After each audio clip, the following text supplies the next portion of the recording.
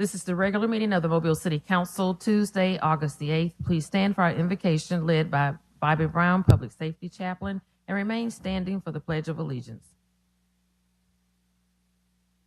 Father God, we come with bowed heads, thanking you for another day. We thank you, God, for the angel that you sent that regulated our heartbeats after we slept. We thank you for having him call us individually by name. Now, God, we come standing on a promise that you made to us. In your word, you said that you would never leave nor forsake us. So, God, we come believing that that's true. We ask, God, that you look upon these people who you have elevated into positions. Give them wisdom to do what is right. Open their ears to hear what their people that have lifted them up in positions call upon them to do. We thank you for the mayor and his staff. We thank you, Father, for this government that has represented all your people. Now, God, we ask that you look upon individuals that come every day in need of prayer, and we will give you all the glory and all the praise. And the people of God said, amen. I pledge allegiance to the flag of the United States of America and to the republic for which it stands, one nation, under God, indivisible, with liberty and justice for all.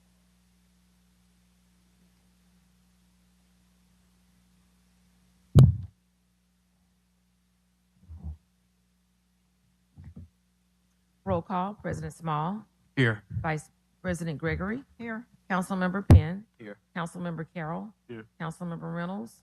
Councilmember Daves. Here. Statement of rules. And good morning, everyone. It's good to see everybody. Councilmember Woods. I apologize. Councilmember Woods. I'm here too. Good morning to Councilman Josh Wood. Yeah. Again, it's good to see everybody this morning. Welcome to our August the 8th meeting.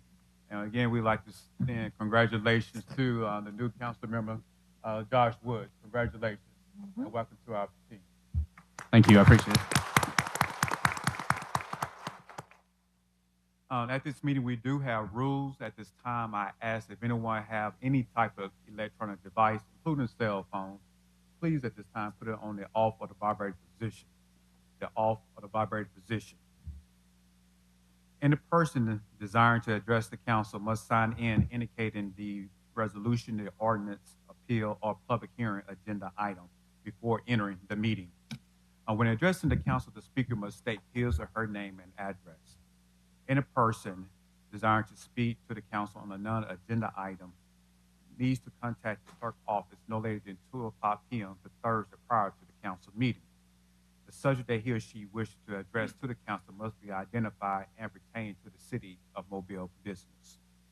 Any person who has not given proper notice to the city clerk's office and wishes to speak on a non-agenda item will not be allowed to address this council.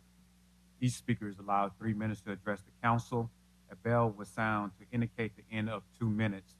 1 minute remains for summarizing. The second bell means that your time has expired.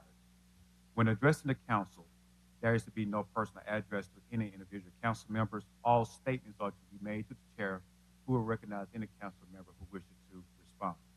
To maintain decorum, there will be no undue applause and or public outcry allowed. Madam City Clerk. Approval of minutes of July 18th. So moved. Second. Been properly moved and second. Any discussion?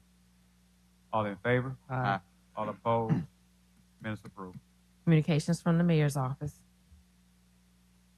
Yeah, Council President, I'll be making remarks on behalf of the mayor, but greetings on his behalf. He's in travel right now back to Mobile. He's been delayed because of the weather up in the Georgia area. And so we expect him to travel back safely today, and he should be here tomorrow. The City of Mobile and its design team, led by Matt McDonald, are continuing to seek public input on the design of the future Africatown Welcome Center. Using input from 2 public meetings and a previous public survey, our team has selected a structural design concept, and we are now seeking input on possible exterior finishes, wall coverings, and other design elements that will be incorporated inside the building. To gather that feedback, we have launched a second community survey that will be open through August the 11th. and you can find the survey on social media. There are also cards on the table outside of this meeting auditorium with a QR code that will take you to the survey. The City of Mobile's 311 call center will be temporarily offline from 2 o'clock p.m. to 5 o'clock p.m. on Wednesday, August 9th, due to a professional development program by the employees, for the employees. Anyone who calls 311 to report a problem tomorrow or request services from the City of Mobile will hear a pre-recorded message until normal operations resume after 5 o'clock tomorrow evening. Please note that this will only impact telephone calls to 311, and citizens will still have several other options for submitting reports. For other online platforms for submitting requests to 311, visit thecityofmobile.org/311. At this time, I'll call on Shonda Smith, who will recognize the Public Works Employees of the Month. Good morning. Good morning. I would like to have all the employee of the month come down, please.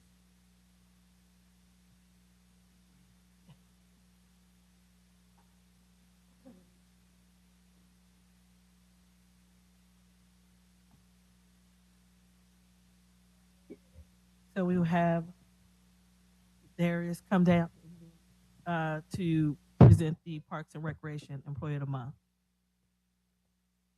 Good morning, Council. I have Tony Seals. Tony's been in Parks Department for like 15 years. He was just recently promoted a couple of months ago. He's a good guy, man. I speak on him highly because I can depend on him to do anything that I need done, and I think he's well deserved for this year's employee. Congratulations.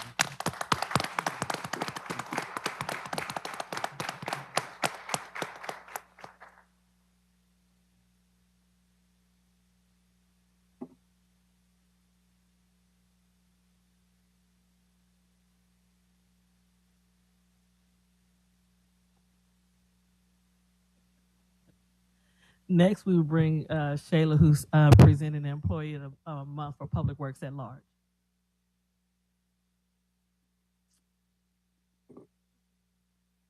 Good morning, Council President, and to the City Council. I'm pleased to recognize Maureen Karapetyan as our Public Works at Large Employee of the Month. Maureen is a GIS Analyst 3 in the Planning and Zoning Division of Bill Mobile. She joined the city in 2013 as a GIS Analyst 1 and was promoted twice to her current position. Maureen is responsible for GIS services specific to the planning and zoning function. This includes map making, data collection, graphic reports, and any necessary project-based technical research and analysis. So the P&Z staff reports, special studies, and audio visuals that we all enjoy, we have Maureen to thank for producing these quality professional materials. Like other departments, Bill Mobile has weathered the storm of ongoing staffing issues. But on 4 separate occasions, Maureen has served as the sole GIS analyst while the city sought to fill this specialized position. During this time, Maureen remained responsive to time-sensitive requests that were in addition to her normal duties. She volunteered to take on additional work that resulted in considerable cost savings and stood in support of other departments and staff as they were up against critical deadlines. Maureen is kind and pleasant to work with and doesn't complain even when she has to manage the work of multiple people on her own. Please join me in recognizing Maureen Karapetyan.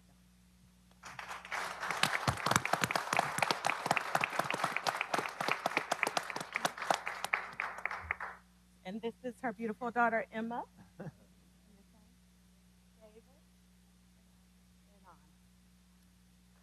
Congratulations.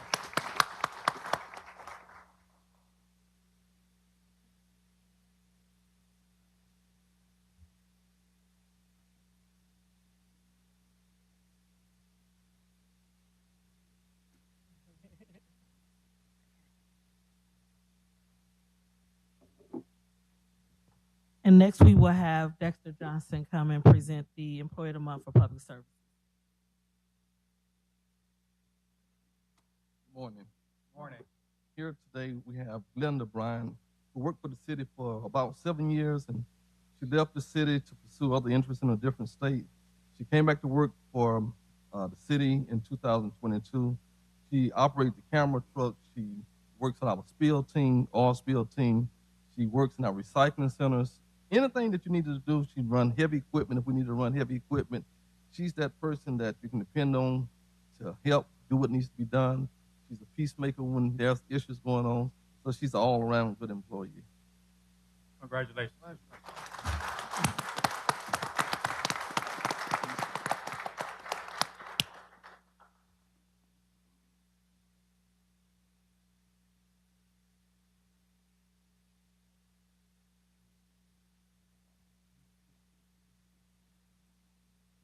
That concludes our report. And that'll conclude the communications from the mayor.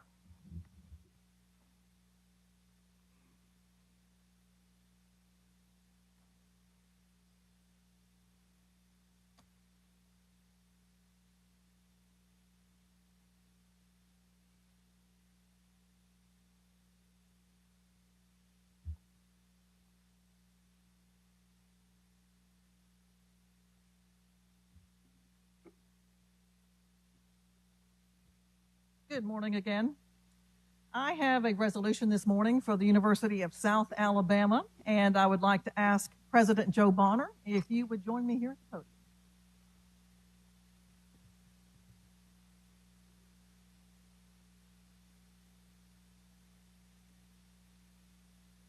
This is a big celebration time for the University of South Alabama. I think most of us are aware that they have a real milestone anniversary to celebrate, and this resolution commends the University of South Alabama on that occasion. Whereas the University of South Alabama was chartered by legislative act on May 3rd, 1963, following the efforts of local leaders acting as the Mobile County Foundation for Higher Public Education, who saw a great need for a four-year degree granting institution along the fast-growing Alabama Gulf Coast. And whereas the university's first classes were held on June 8, 1964, on a new suburban campus in West Mobile with 276 students, and the Dr. Frederick P. Whidden was its first president. Whereas the University of South Alabama has greatly prospered and expanded in the past 60 years, and today has nearly 13,500 students and offers more than 125 degree programs in 10 colleges and schools. And whereas the university offerings include programs in medicine, nursing, and allied health, with one of the only 2 allopathic medical schools in the state and Alabama's largest nursing college, a burgeoning school of marine and environmental sciences adjacent to the Mobile-Tensaw Delta and the Gulf of Mexico, the only comprehensive college of engineering in the state within 200 miles, and programs in business, computing, education, science, and humanities. And whereas the university boasts a 17-to-1 student-to-faculty ratio, with 75% of instruction delivered by full-time faculty, and a growing research portfolio with an emphasis on healthcare and STEM exploration. Whereas the university's early adoption of Mobile General Hospital and creation of a medical school grew into what is today USA Health, the region's only academic healthcare system that includes USA Health University, the hospital there, USA Health Children's and Women's Hospital, USA Health Mitchell Cancer Institute, and expanding line of primary and specialty care clinics, in addition to safety net services, including the area's only level 1 trauma center, burn center, comprehensive stroke center, level 3 neonatal intensive care unit, and pediatric intensive care unit. Whereas as a founding member of the Sun Belt Conference, the university competes in 17 Division I athletics programs, including football, basketball, baseball, softball, soccer, volleyball, tennis, golf, cross country, and track and field, with its excelling in competition and in the classroom. And whereas the university community includes as one of the region's largest employers nearly 9,000 employees, 95,000 alumni over its lifetime, with most of those graduates living in Alabama and along the upper Gulf Coast, and then countless other friends and supporters. And whereas the University of South Alabama is commemorating 60 years of making a difference in the lives of those it serves through promoting discovery, health, and learning, while looking forward as the leading academic institution and healthcare provider throughout the region. Now, therefore, be it resolved by the City of Mobile, Alabama, that we congratulate the University of South Alabama upon this milestone in its history, and we direct that a copy of this resolution be presented to the university to convey our best wishes for future years of service in education, research, and healthcare at the flagship of the Gulf Coast. Done at the city of Mobile, Alabama, this 8th day of August 2023, and it is signed by Mayor Stimson as well as the entire city council, and we congratulate you on this milestone.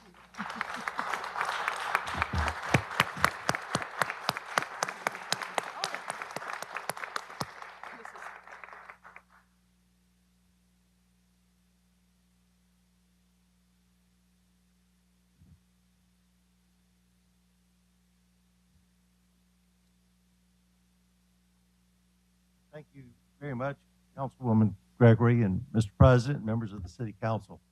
Thank each of you and the City of Mobile for recognizing your University of South Alabama in this special way at this special time.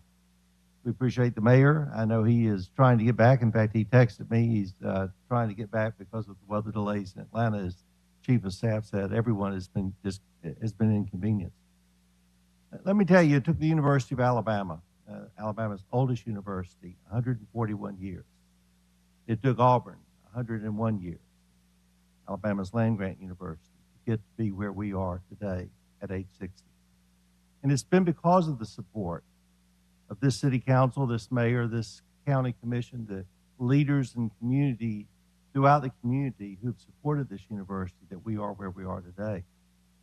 As Councilwoman Gregory mentioned, the upcoming acquisition of Providence Hospital allows us to reposition ourselves, providing the largest academic health center in this part of the state and one of only two of its kind in the state of Alabama. And we're excited about the future as we celebrate the last 60 years because our focus is about the next 60. Just as you, the leaders of this city, are looking to the future, we want to look with you. And some of the programs that Councilwoman Gregory mentioned in the resolution are programs that we believe will help guarantee a brighter future for all of our people, all of the people that live and call Mobile and South Alabama their home. So we appreciate this honor more than you know. We appreciate the support that you've given us in the past and the support you will continue to show for your university. As I said on the first day I took this job last January, no matter what other colors you might have in your closet that you might pull out this time of the year, everyone loves the red, white, and the blue. We are your University of South Alabama, and we're proud to be home-based here in the port city of Alabama, Mobile. Thank you very much. Yeah, thank you. And also, congratulations, and we appreciate everything that the University of South Alabama does, from the college to the university to the hospital, and again even the staff, Nick, Lockin. I mean, can't get nobody better than Nick, and the rest of your staff, man. We really do appreciate it. From all the citizens of Mobile, we do appreciate you all, and again, congratulations for 60 years. Thank you very much, Mr. President. Mr. Davis. President Bonner, I'd also like to add my congratulations to those of my colleagues. The growth of the University of South Alabama has really been dramatic and really amazing. The fact of the matter is you can't be a really great city without a really great university.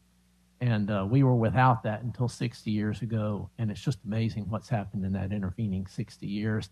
And while there has been governmental assistance and governmental leadership, it's really been down to the presidents of that university. And you follow in their footsteps. I'm delighted you're in that position. You know South Alabama, you know Mobile, you know the University of Alabama, and that's important to all of us. The University of South Alabama, thank you. You know Mr. the President. University of Alabama also. Mr. President. Yes. Congratulations, President Bonner. A proud South grad here. The impact that you have on our community from the work you do in the hospitals to the education to the C-Lab work all across. Congratulations, very proud, and I can't wait for a great football season. Go Jags. Thank you. And we're proud of you too. Welcome to the City Council. Mr. President, since Josh mentioned football season, we can't let you leave without getting your J's up. Everybody? Thank you very much. That would be a wonderful way to close out this. If everyone who can use their left hand would take and make a Left hand, J get your out of it. J's up. And if you Nick, you need to better use get a your picture right of hand, this. just make sure you flip it and make a J. Otherwise, you're going to make what we're going to do to Troy later this year, make an L. And right, if everyone would be so kind as to make a J, Let's and do our on J's three up. say, Keep go 'em up. Jags. 1, 2, 3, go Go Jags. Jags! Thank you very We much. need to do it again, Nick. Did you get it? Okay. One more time. On three. 1, 2, 3, Go Jags! Thank you.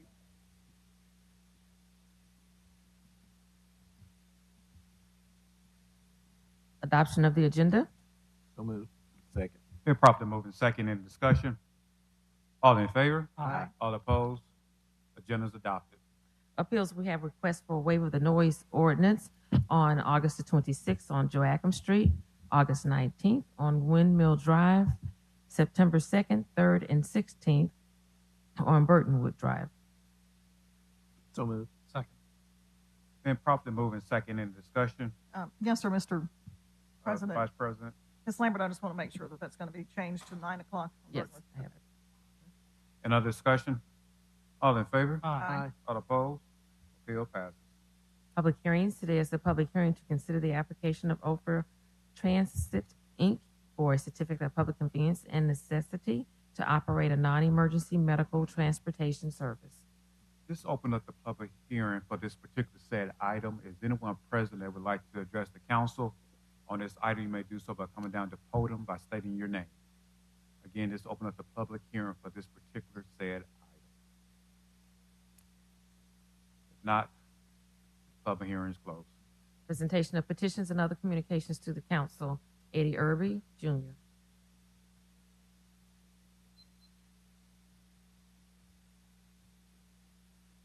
Morning. Morning. My name is Eddie Irby Jr., 1116 Richard Road, and I just got one question, then I'm get out of here. On my application, I wanted to find out if I could, each council member could provide me with the president of their citizen academy in each district. Picture of mine, this is me with my guy. We have 25 people in our group. We got together because we were having massive problems along Moffett Road, but when we got together, without calling it to the police center, we got rid of some of those problems except Moffett Road itself. So I wanted to pass that on and get a committee so that we can help the police with some things that would untie their hands, especially during school time in the morning and afternoon. So if you'll get that information to me, we'll take care of the rest and then come back and make a presentation to you.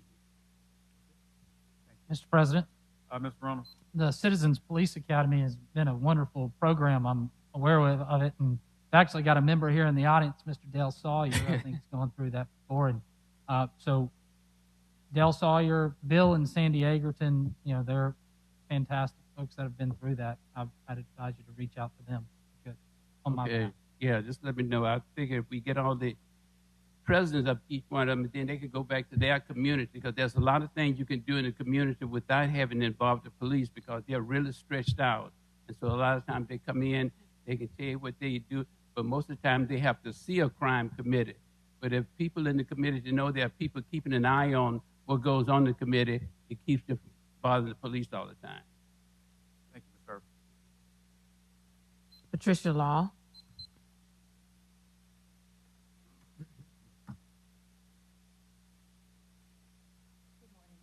Good morning, everyone. There's been so many wonderful celebrations this morning. I hate to come with a little bit of bad or sad news, but again, my name is Patricia Law, and I'm here on behalf, excuse me, of 162 South Broad Street at the end of Canal and Broad Street that sits directly in front of the roundabout on Broad Street. This has been a stressful situation for my family. The City of Mobile engineers, Volkert, Walter Construction Company, and others apparently did not take into consideration the potential damage to our historical property during the process and project performed in front of and surrounding our property. It has caused substantial damage from all of the flood waters that circles the roundabout, built up about 4 to 5 feet higher than the normal grounds from where the street was originally there. Sorry, I lost my place. So the way that they poured our driveway and sidewalk floods water from the beginning of the yard to the backyard. And I have many pictures, video footage, surveillance footage on our property that shows that. This has caused the house to shift and other numerous damages that has been submitted to the city of Mobile. I submitted a claim to you well over a year ago, and basically we have been bounced back and forth between Walton Construction Company, the city of Mobile, and CCSMI, the city's insurance carrier. It is heartbreaking that the investment that my family and I spent hundreds of thousands of dollars purchasing and remodeling our property for this to happen to it. Please explain to me how so many professionals and professional engineers could cause this. Mr. Roger Dixon, project superintendent with Walter Construction Company, said to me that the city contracted and stated to me that the city contracted him to follow the blueprints that was provided by the city of Mobile's engineers. I had a meeting with Mr. Lasky, who is with Operations of Professional Responsibilities for the city of Mobile, and to my surprise, Judge Graddick and an engineer from the city of Mobile was present in my meeting without my knowledge nor my consent. I was not intimidated by their presence. However, I was surprised. Mr. Lasky asked me the question at the end of the meeting, what number would make my family happy? I suggested to him to refer back to the original claim Excuse submitted. me, Ms. Law. I'm sorry, am I past 3 minutes? Council, I asked for 1 more minute. Can I have 2 council members? I'll agree. Okay, just 1 more minute. Okay, I'm at the end of the sentence. Sorry. And at this time, it does not include pain and suffering and legal fees. My family and I have not filed a lawsuit at this point. But my question is, how does this happen when there are professionals, engineers, salaries, and millions of dollars paid to contractors for this to happen to our family? That's basically what I wanted to say to the council. I have met with Mr. Barber on this briefly. Initially, I think you recall, before you took this position. And I also sent certified letters to you, Councilman Carroll, along with the insurance adjusting company and Mr. Lasky, certified letters to verify, to make sure that you were fully aware of the situation before we proceed or have to proceed with litigation. I'm sorry to bring this on such a happy occasion day with all the celebrations I've heard previously. You're fine. And, Okay. Yeah, Councilman Carroll, I mean, he don't control the city employees, so therefore he really, the only thing he can do is turn over to the administration. And administration, do y'all have any answers for Ms. Law this morning? To Ms. Law's point, she has made a claim against the city for damages to the property that she's referring to, and that is a process. I do know it's being investigated. I do know that there's been conversations with Ms. Law. I just know that at this point there's not been an agreement between Ms. Law and the city, and so I know that Mr. Linder has also been briefed, I believe, on what the current situation is with this claim. The third-party administrator that Ms. Law referred to is CCMSI. And so, again, I don't know where they stand with all of these negotiations that are going on. I think there's a question as to damages. So what is her next, what would you suggest should be her next step? There was a report done on the property, and again, because there's a claim and potential for litigation here, I think it's kind of difficult for me to really discuss that. But I think she needs to continue to show whatever damages she has in that negotiation. Certainly, if the city has liability in this, we're certainly going to take care of any damages that we've caused her. Thank you. Thank One other thing. Ms. Law, I know. I'm so Okay, I sorry. gotta go. I apologize, Ms. Law. All right. Thank you, I'll Ms. say Law. Thank you.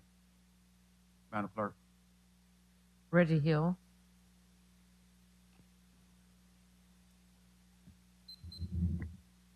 Thank you, Madam City Clerk. And while I'm not sure how these numbers got here, without the proper screening, we do want to welcome Mr. Woods here. It's good to see that the seats are filled again.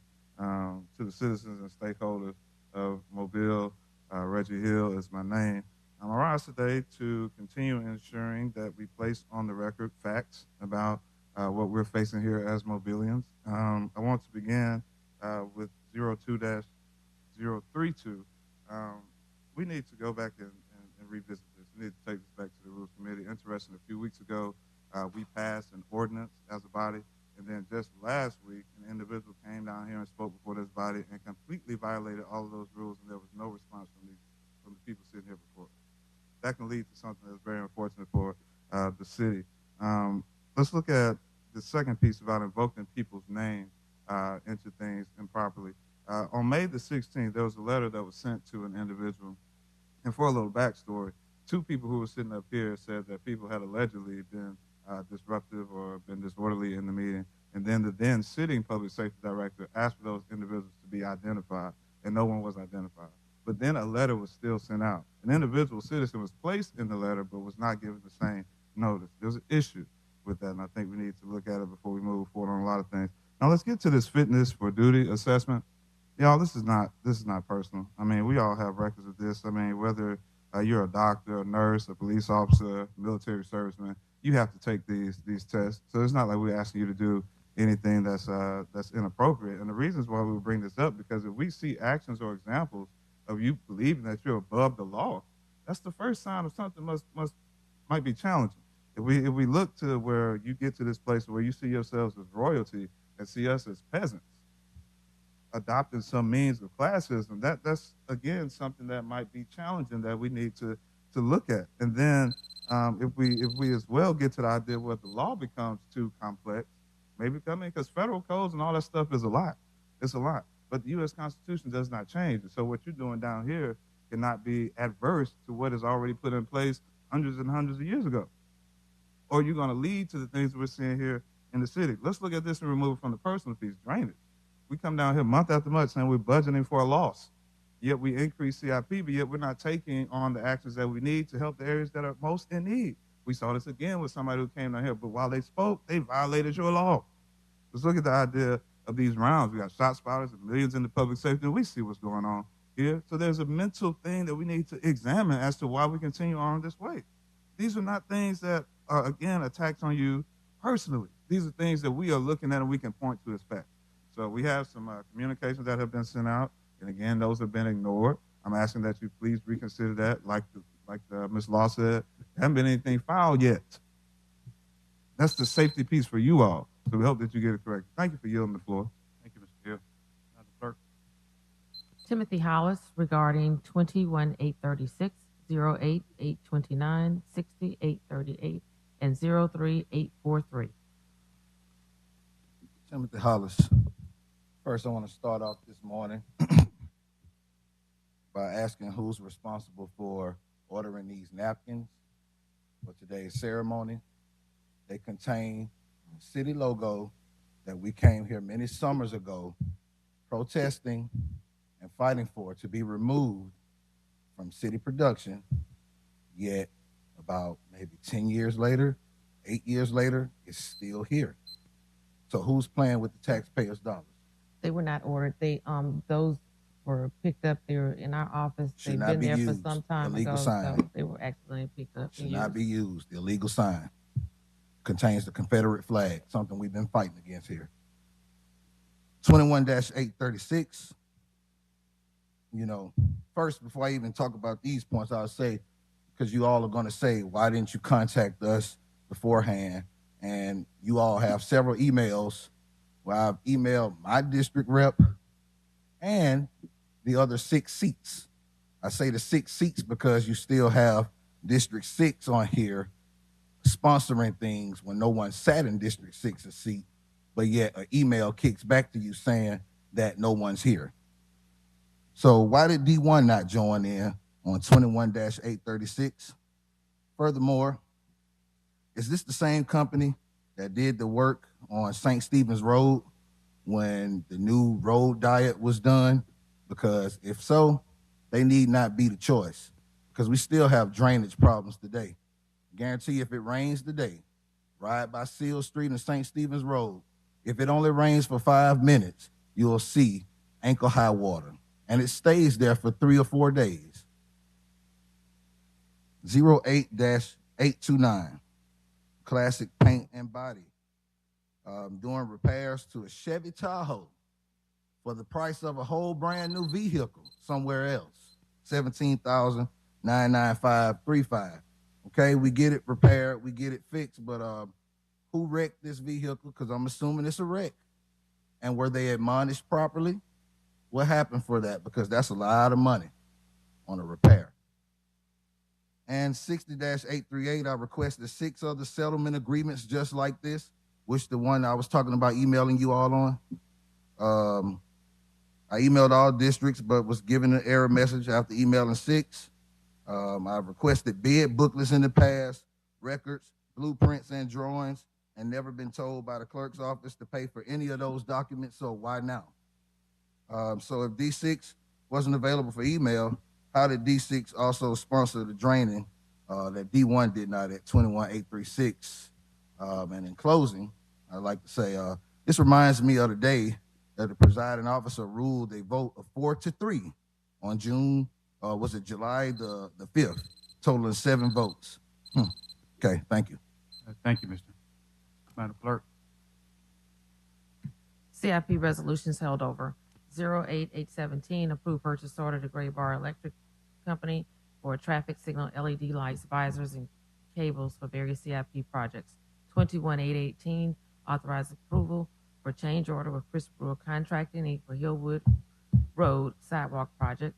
21836, authorized contract with James H. Adams and Son Construction for 2023 CIP miscellaneous drainage repairs, Group A. So moved. Second. Been properly moved and second in the discussion. All in favor? Aye. All opposed? CIP resolution passes.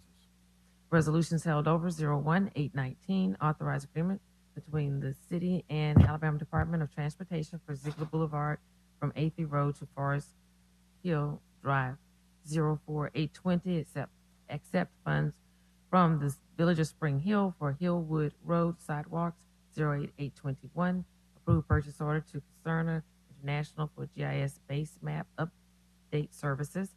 08822, approved purchase order to ChargePoint for annual renewal of electric vehicle charging station software and support services.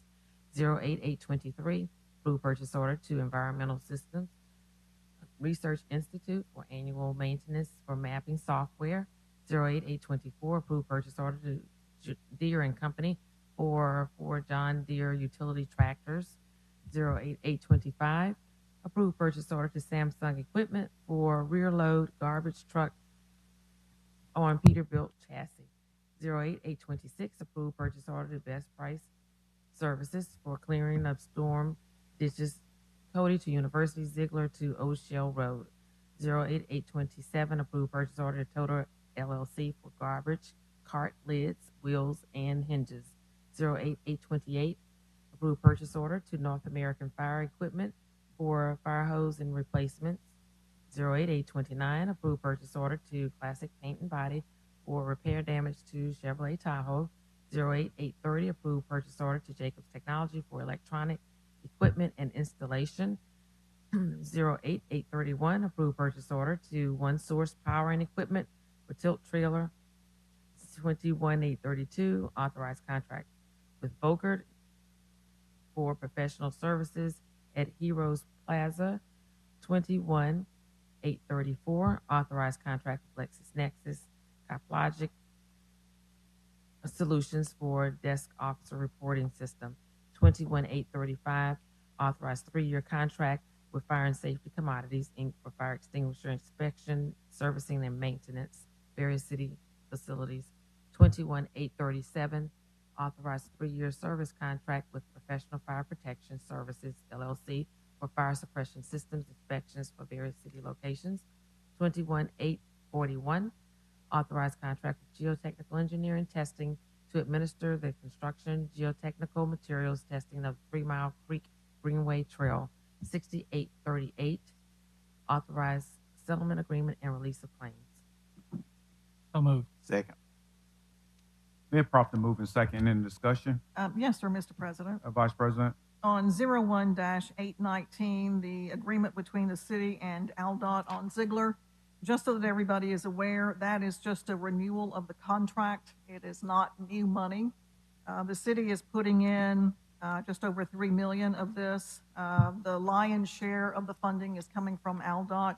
And as most of you all who are familiar with the Ziegler project know, this project has been on the books since before I was on the city council. So this is just a renewal of the contract. The only thing different that ever changed from the original design was putting in sidewalks and bike lanes. Otherwise, it is the same design as was approved way back in Mike Dowell's day. So again, I just want to let everybody know because this is a substantial amount of money on the agenda. Thank you. Mike Dowell Day, it was a long time ago. It was a long time ago. Yes, it was. Any other discussion? All in favor? Aye. All opposed? Item passes. Consent resolutions being introduced 03843 through 03866. Move to waive the rules for immediate consideration of these resolutions as read, with the exception of 03-865. Second. Properly moving second in discussion. All in favor? Aye. All opposed? Rules waived. 03843 and 844, appointing Ellis Foster and Anthony James to the Mobile Downtown Redevelopment Authority and appointing Bruce Helbig to the Golf Course Advisory Committee.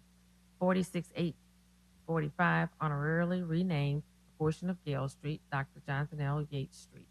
6846, 847, and 848 are approving award of special bonus to Public Services Employee of the Month, to the Public Works at Large Employee of the Month, and to the Parks and Recreation Employee of the Month. 6849, 850, 851, and 852 are determining appropriations to Africa Town Community Teaching Outreach Nonprofit Organization, Callaway Smith Middle School, Japanese Gardens Foundation, Inc., via Health, Fitness, and Enrichment Center, serve a public purpose and approve payment. 03866, appoint Dragan Williamson to the Mobile City County Youth Council. So moved. Second. Been properly moving second in discussion. All in favor? Aye. All opposed? Item passes. CIP resolutions being introduced 08853. By council rules, these will lay over for 1 week. Resolutions being introduced 08854 through 6860. By council rules, these will also lay over for 1 week. Call for public hearings 41861. Call for public hearing to consider approval of a proposed modification to a PUD located at 2609 Cameron Street, scheduled September 5th. 41862. Call for public hearing to consider approval of a proposed modification of a PUD at 350, 400, 530, and 660 Dunlap Drive, scheduled September 5th. 41863. Call for public hearing to assent to a vacation of a 40-foot undeveloped portion of a service road bordering 3812 and 3820 Cottage Hill Road, scheduled September 12th. 41864. Call for public hearing to consider a vacation of right-of-way fee as a condition of the vacation of the 40-foot undeveloped portion of a service road bordering 3812 and 3820 Cottage Hill Road, scheduled September 12th. So moved. Second. Been properly moving second in discussion. All in favor? Aye. All opposed? Public hearings called. Announcements. District 1, Councilman Penn. No announcements. District 2, Councilman Carroll. Yes, Mr. President. Last night, we held a community meeting in Africatown at the Hope Center in reference to the fire that happened at Merchants Transfer. And in that meeting, we publicized fact sheet with all of the information and the timeline of the fire. We also posted information on what burned, how long it burned, what conditions that we're in, and also talked to various property owners about smoke infiltration of their homes and properties and what needs to be done. Present was the new director of the Mobile County Public Health System, members of the fire department, also members of the city of Mobile that could answer all questions. I hope that all questions at that time that needed to be answered were answered. From that meeting, there's a request that we reinitiate the program with the fire department of getting smoke detectors into some of the old houses that do not have them. And I am requesting, or had requested last night, that that request be sent to the administration for the date that we do that on site to get people signed up be September 23rd, that morning a.m. And I'm hoping that we can get members from the fire department or whatever other department there that we need to get there so we can have individuals signed up so we can get smoke detectors into those homes. That's number one. Number two, congratulations again to Josh Woods. But being that I have filled a seat on the planning commission now for about 3, 4, 5 months, whatever it's been, or 5 weeks, I can't remember. Seems like 5 years. At this point in time, Mr. President, I'm going to ask that next week that I be removed from the planning commission and Josh Woods in the seat of District 6 to be placed back on the planning commission to serve out that term. It was in the hands of District 6 at that time. I think it's time that we return it there. So if this council doesn't mind, I'd like to see that happen next week and it be added to next week's agenda. That's all I have for right now, Mr. President, other than one more very important thing. After today, with the appointments to the Downtown Redevelopment Authority, the board now has a quorum. I'm going to ask that we have some operating procedures and things done and call for the board to meet so that we can start getting this initiative moving forward with the redevelopment of Lower MLK in my district and the campgrounds and in all the other areas that need to be redeveloped in other districts that have been underserved for a while. I'd like to get that going so we can get those funds placed and we can start making some progress in those neighborhoods. Thank you, Mr. President. Thank you, Mr. Carroll. District 4, Councilman Reynolds. Thank you, Mr. President. Very briefly here, I want to identify some volunteer opportunities to those who are paying attention to this meeting. Saturday, this is with Dog River Clearwater Revival. Saturday, September 9th from 9 to 11.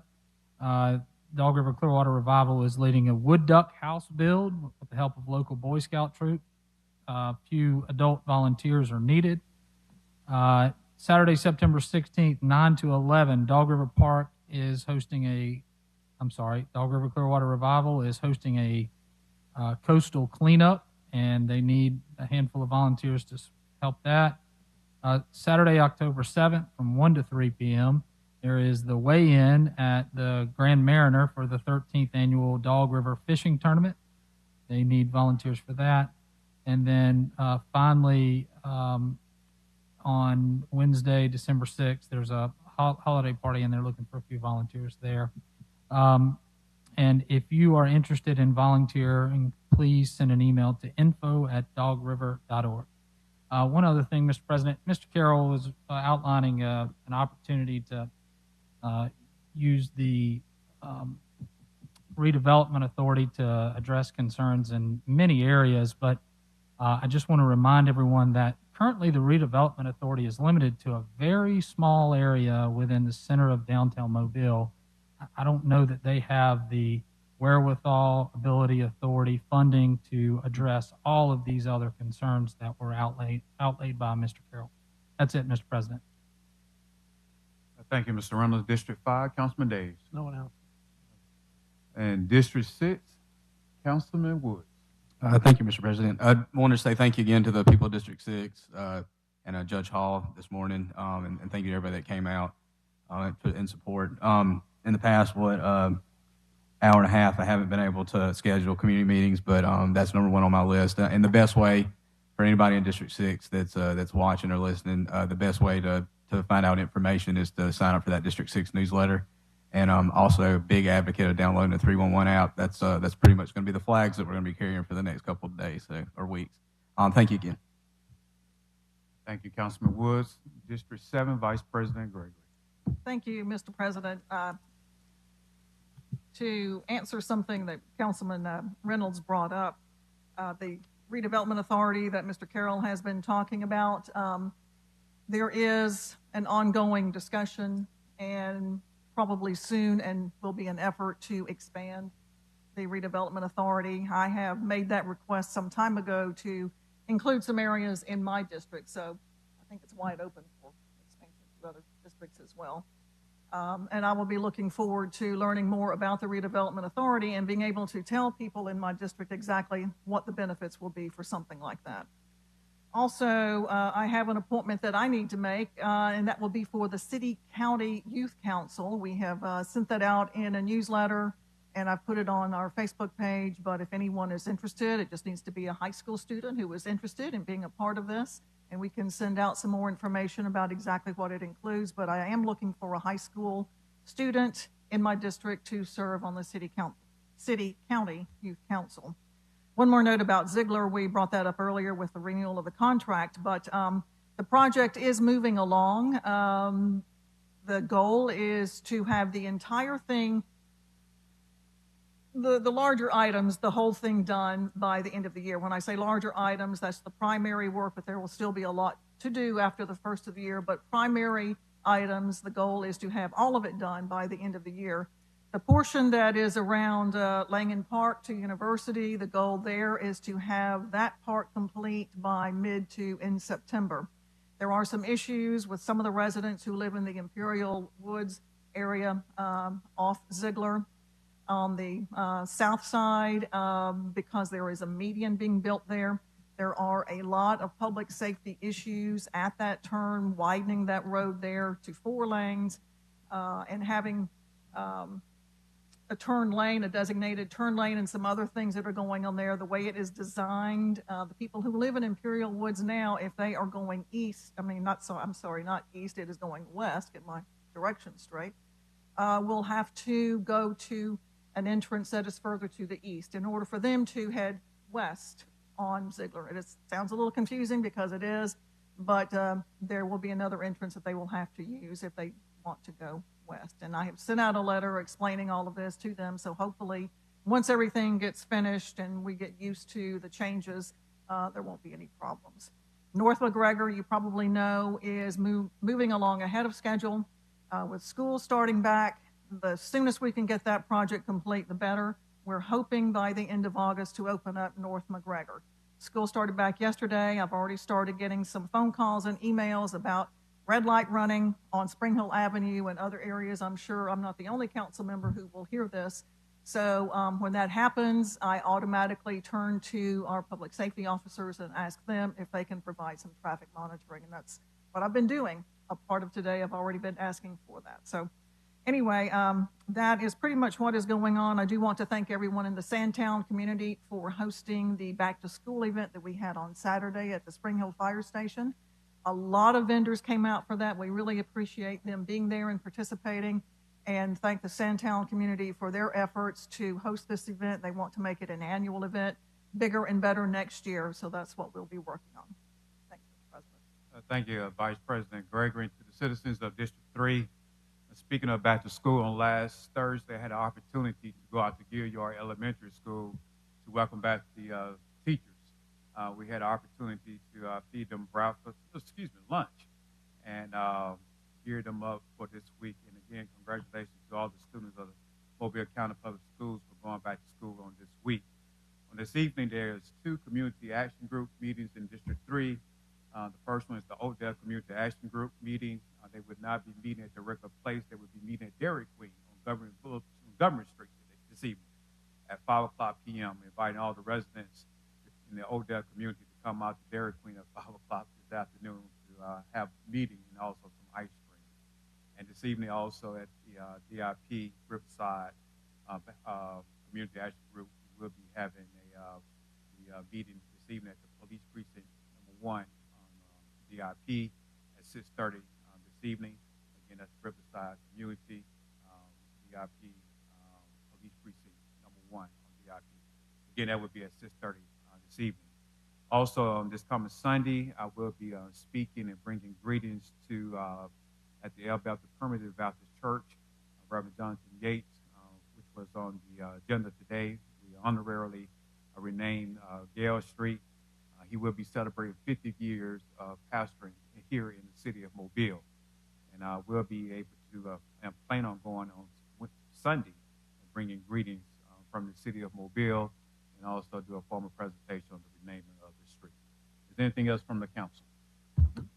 Mr. President. Mr. Carroll. At this time, I'd like to offer to the Anthony family and to the Lewis family our deepest condolences, our thoughts, our prayers on the tragic accident and the death of Chris's son, Chris, and Brian Lewis this weekend on Dog River. It's a tragic accident. They've been family to this city and deeply involved in this city for numbers and numbers of years. So from this council, this administration, from everybody here, our thoughts and prayers are with you guys and with the family. Our condolences to you guys. Anything from administration? Okay. Motion to adjourn.